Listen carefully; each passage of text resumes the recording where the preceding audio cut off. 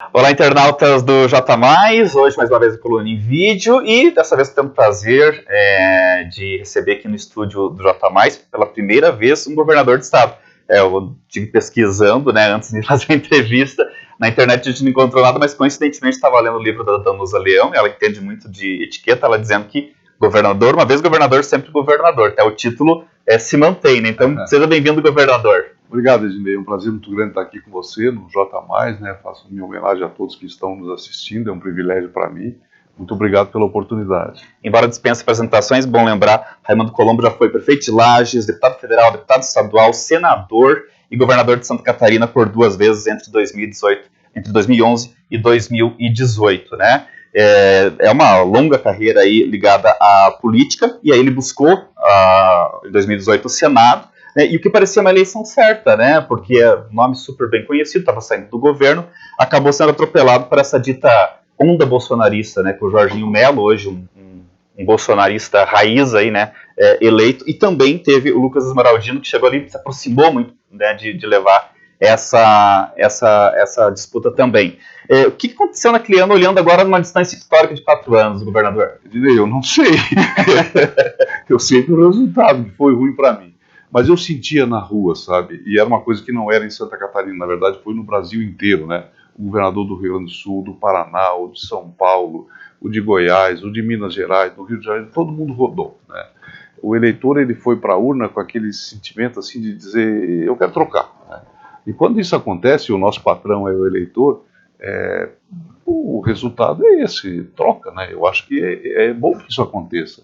Para mim foi um período de aprendizado, eu fiquei esses 4 anos estudando, tentando entender, porque há muitas mudanças, né, no mundo hoje, a internet, a tecnologia, as redes sociais. Para mim também era importante eu dar um tempo, porque eu vinha num ritmo muito acelerado, foram 20 anos de mandatos continuados, né? E mesmo 2 mandatos de prefeito foi muito intenso, muito duro, um mandato de senador no meio, depois 2 de governador, que foi um período assim muito pesado, as coisas, muitas crises, né? E agora eu li muito, eu gosto muito de ler e não tinha mais conseguido, li muitos livros, eu fiz um bom curso também na Espanha sobre política, sobre ação social, sobre desafios. Então a gente vai se preparando, a gente vai consolidando o processo. Então, para mim, às vezes, perdendo, você ganha. Eu primeiro precisava cuidar um pouco da minha saúde, também pensar, fazer um pouco de meditação pessoal, né, de reencontrar, de reconstruir valores, porque o poder, ele isola a gente, né, é uma coisa que é difícil, e me atualizar. Então, sinceramente, foi uma perda que foi um ganho, né, eu não me arrependo disso. E acho que é isso, na vida a gente ganha, a gente perde, tem que se superar, tem que se encontrar, tem que se reconstruir. Que bom que temos esse desafio aí. Pois é, então o senhor acabou vindo para lá de cá, né? Se tornou um analista político, na verdade, analisando o cenário. E analisando esse cenário, o que aconteceu lá em 2018? Se repete esse ano? O que o senhor tem sentido? Não, com certeza não. O movimento da sociedade já é outro, né? Há uma maturidade maior, há uma compreensão melhor dos desafios, não adianta só trocar as pessoas ou as siglas partidárias, o sistema está errado, e é sobre ele que nós precisamos falar, é ele que nós temos que combater, é com ele que a gente tem que avançar, né? Eu acho que a democracia, ela te dá um bem precioso, Ednei, que é a liberdade, né? Não há como você ser feliz sem liberdade, mas ele tem uma exigência, é a responsabilidade. Então, eu entendo que hoje a sociedade está participando, ela está ativa, tem uma energia boa. Em qualquer lugar que você vai, a pessoa diz o que gosta e o que não gosta, ela se posiciona, o que ela aceita, o que ela não aceita, o que ela quer que mude. Às vezes até é meio superficial, às vezes, na minha opinião, as pessoas até não estão muito convictas disso, mas elas falam. E isso traz uma energia de participação fantástica, né? E de esperança. Agora, as coisas precisam acontecer. Nós precisamos fazer com que em Brasília as coisas se arrumem, os poderes construam um processo de harmonia, compreendam a insatisfação popular, a insatisfação das pessoas e comecem a conversar com as pessoas. O Estado brasileiro às vezes fica de costa para as pessoas e isto vai decepcionando. E essa energia de participação e de esperança, ela quer a transformação. Não adianta a gente achar, não, é para ficar como está. Não, é para mudar muito e muito profundamente. O senhor sabe que aqui na nossa região do Planalto Norte existe uma frase aqui que é meio que chavão, né? que o Planalto Norte é historicamente esquecido pelos governos de Estado. Hoje, até tendo essa visão mais de analista, o senhor concorda com isso? O senhor acha que faltou mais presença do Estado aqui na nossa região? Eu concordo, não há dúvida disso. A região de Lages também pensa assim e a gente se sente injustiçado. Como é que você pode enfrentar isso? São 4 pilares que promovem o desenvolvimento de uma região.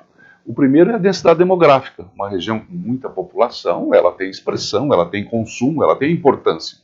A nossa região, a região do Planalto Norte, não tem uma grande população. Nós somos uma representatividade pequena. O segundo aspecto, que é muito importante, é a força econômica. Quer dizer, ela dá autonomia, ela gera novas oportunidades. Há uma evolução, há novos setores se agregando, mas ela é limitada comparada com outras regiões do Estado. O terceiro é a força da imprensa, né?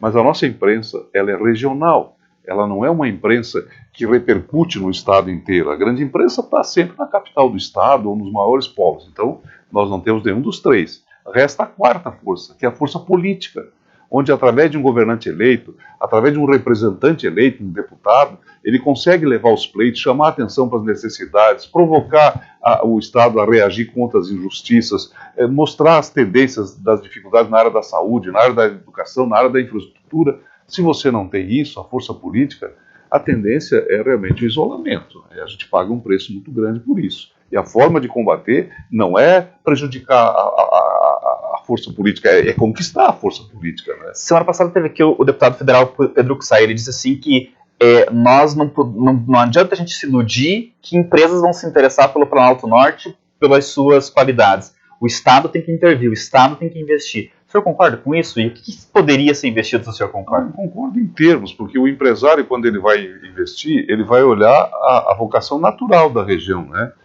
Tem algumas unidades, por exemplo, um call center, ele pode vir para cá pela disponibilidade da mão de obra. Mas uma indústria com tecnologia, ela quer saber qual é o histórico, qual é o potencial. O que está crescendo hoje, né? Está crescendo o agronegócio. Então, você trazer cooperativas para cá, você trazer indústria de transformação de alimentos para cá é uma coisa extremamente viável, porque é esse o setor que vai crescer. O Brasil vai, nos próximos 15 anos, ampliar muito os seus negócios nessa área. Agora, áreas de tecnologia, as pessoas vão ficar mais perto. Por exemplo, quando eu falo de vocação, se você importa ou exporta, você quer estar perto de uma cidade de porto. Se tu vai fazer turismo, você quer encontrar regiões. E eu acho que o turismo de natureza, o turismo de interior hoje é o turismo que vai crescer. E vai perder força o turismo de praia, porque é fila para você comprar o remédio na farmácia, para tu ir no supermercado, para tu ir no shopping, é fila dentro do carro para chegar na tua casa. Então as pessoas também estão voltando-se para turismo rural, turismo de interior, turismo de natureza. Então você tem que sentir para onde vai a tendência econômica e encontrar os investidores, né? Então não é só uma decisão do governo, uma indução do governo. Você pode sugerir, é claro, o governo tem políticas diferenciadas, então em regiões onde o crescimento econômico é muito elevado, você não dá incentivos. Em regiões onde você quer promover o desenvolvimento, você dá incentivo de imposto, né? Aquele modelo DSDR que o senhor transformou em agência, que me pareceu até que foi uma forma assim de respeitar o MDB, porque estava na coligação, e era uma ideia do MDB, né? O senhor acha que aquilo ainda é válido hoje? Ou poderia ser reaproveitado? Eu acho que ali era um diagnóstico que o Luiz Henrique fez, na minha opinião, muito bem feito, mas errou na dose, não precisava ter 36, né? Agora, você não pode isolar, eu acho que ter uma representação administrativa para fazer o dia a dia e para organizar as ações, elas são positivas. Eu acho que nós temos que ter uma estrutura de coordenação, né? Mas não 36, talvez 12, 15, 18, alguma coisa dessa ordem. Esses fechamentos que teve da agência de saúde aqui, a gerência de saúde, gerência de educação, muita gente critica, o governo tirou tudo que era daqui. O senhor acha que essa ideia de que a internet facilita muito, não precisa ter essas estruturas, você concorda com isso? Não, eu não concordo. Eu acho que houve um erro e houve um excesso. Por exemplo, o IGP, quer dizer, todo o sistema, quando alguém morre, né, todas aquelas coisas, você tem que ir buscar o especialista numa região longa, fica ali um problema sério. Isso eu encontro em quase todos os lugares que eu vou, né? Os escritórios da Celesc, na minha época, porque a Celesc hoje é uma empresa de capital aberto, vinha a ANEEL tentando fechar, eu disse, não, absolutamente, tem que deixar aberto.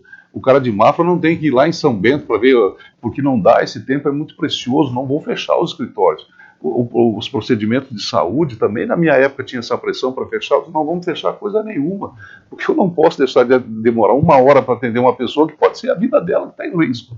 Então, e no fundo, o custo não significa nada, né? É só uma visão administrativa de concentrar em macro-regiões. Você fica mais longe e mais distante das pessoas que precisam do serviço público. Está sendo um erro esse modelo que adotaram aí.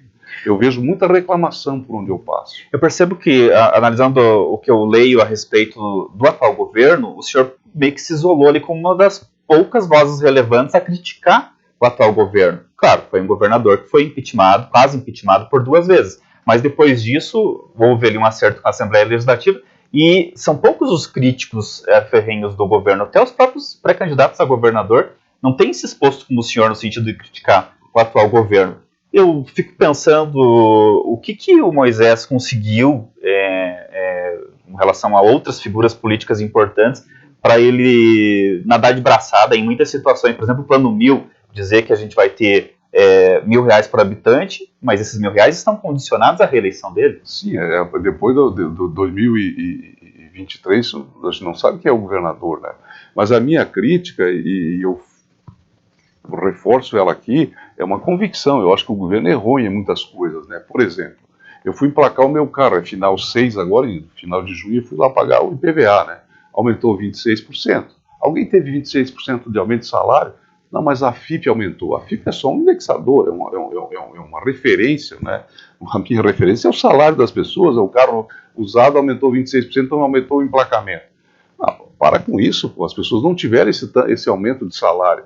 Aí você vai ver o leite, né? Tá hoje R$7, R$6. O ICMS era 7, agora é 17. Mas para que aumentar o ICMS do leite, pô? Então, vamos lá, a questão da energia, quer dizer, você tem a tarifa amarela, né? Aí, que é uma energia termoelétrica, então a energia fica mais cara para você induzir a economia no consumo, né? Depois a tarifa vermelha 1, a tarifa vermelha 2, mas você vai cobrar imposto sobre a multa? O cara já está sendo multado pela tarifa amarela e pela tarifa vermelha. Precisa aumentar imposto 25% sobre isso? Vamos lá, o gás de cozinha era 7%, aumentou para 17%. Então o que aconteceu? O Estado, ele ficou com o caixa cheio, o cofre do Estado está cheio de dinheiro, isso é verdade. E a geladeira das pessoas, como é que está? Não, essa está vazia. Então que Estado é esse que se cuida de si e não cuida das pessoas que são a sua essência? A mesma coisa vale na questão do combustível, né? Então isso é errado. O governo realmente ele fez um papel muito ruim para a sociedade. E isso aumentou a inflação. Porque essa inflação que a gente está convivendo, ela não é uma inflação de consumo. As pessoas não estão comprando mais, elas estão comprando menos, porque tem menos dinheiro. Não está faltando produto no supermercado. A inflação ela é diferente, ela é uma inflação de custo. Né? E sendo uma inflação de custo, quando você aumenta a taxa de juros, quando você aumenta a carga de impostos, você aumenta a inflação. E a inflação ela é perversa, ela tira de quem? Ela tira do assalariado, porque a renda do cara não muda.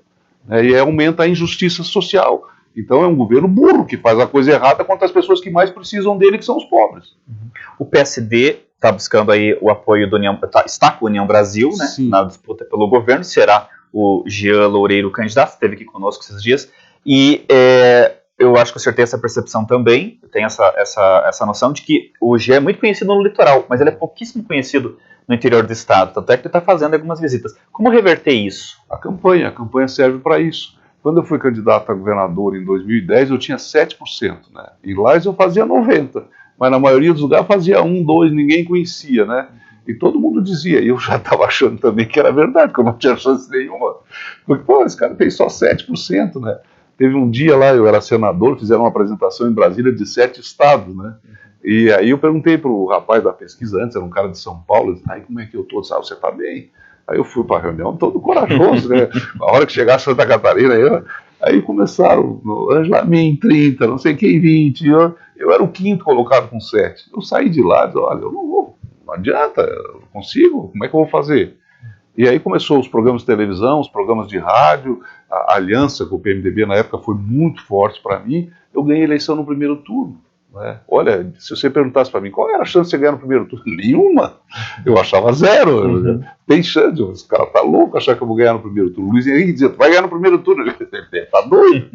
E acabou ganhando. Então, como é que você se torna conhecido? É na campanha. A campanha existe para isso. E quando você tem bons aliados, sim, como é o caso aí, né? Forças, ajudando ele. Forças, né? Bem importantes, né?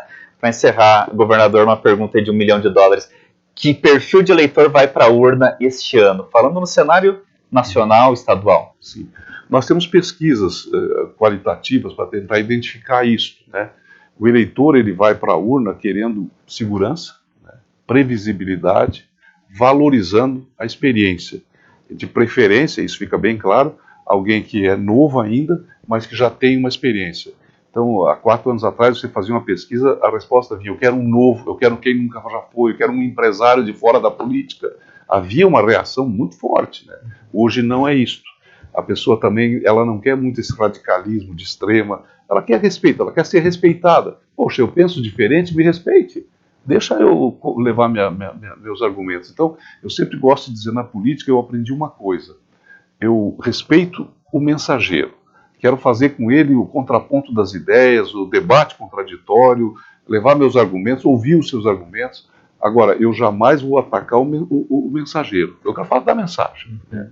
Então, eu acho que o eleitor quer um pouco de qualidade na política, né? E eu não tenho dúvida, e eu sinto na rua, né, essa eleição. Eu terminei de ler um livro agora, você que gosta muito de ler, Ednei, é Lideranças em Tempo de Crise, né? Ele retrata a história de 5 ex-presidentes americanos. E um deles, o Lyndon Johnson, diz o seguinte: isso vale para o jornalista também. Quando você chega num ambiente, você convive por 15 minutos ou por meia hora com as pessoas e sai dali sem saber o que elas querem dizer, vai fazer outra coisa, porque para a política ou para o jornalismo tu não serve, tu tem que pegar no ar, né? E a eleição passada eu sentia que era uma eleição difícil, ruim. E essa eu sinto uma eleição completamente diferente e uma eleição positiva. Bom, ainda falta quase 90 dias, então tem muito tempo pela frente ainda. Mas essa é a minha percepção. Complementando esse seu pensamento aí, as pessoas estão cada vez mais especialistas na sua própria opinião, né? Sim, estão muito convictas disso, né? Então eu acho que é muito bom. E uma coisa importante, elas não estão avaliando o cara é do partido A, do partido B, não. Quer saber o histórico, o que ele já fez, quem ele é, o que ele pensa, né? O que ele traz no coração, qual é a formação da sua alma, da sua parte espiritual. Eu vou me basear muito por isso. E eu acho que isso vai ter uma prevalência muito forte. Experiência, né? Acho que essa é a palavra. Sim. Conversei então com o governador Raimundo Colombo, que agora se apresenta como pré-candidato ao Senado Federal. Muito obrigado, imensamente agradecido por ter aí feito esse desvio de rota para chegar aqui e conversar com a gente. E espero vê-lo em outras vezes. Um maior prazer. Obrigado pela oportunidade, que Deus proteja a todos, né? E vamos cumprir nossa missão. Eu acho que a gente pode ajudar bastante na campanha, e se eleito pode ajudar. Eu acho que o maior patrimônio de um político em Brasília é o relacionamento, né? Poder conhecer as pessoas, saber quem elas são e elas saberem quem você é. Você leva 4 ou 5 anos para ficar conhecido, para depois começar a produzir. Então eu entendo que eu posso ajudar a Santa Catarina pelo relacionamento, por já ter estado lá, e no cargo de governador a gente se relacionou muito. Então eu quero ser útil ao meu estado e essa pré-candidatura oferece essa posição para a sociedade. Muito obrigado, um abraço a todos. Obrigado e até a próxima.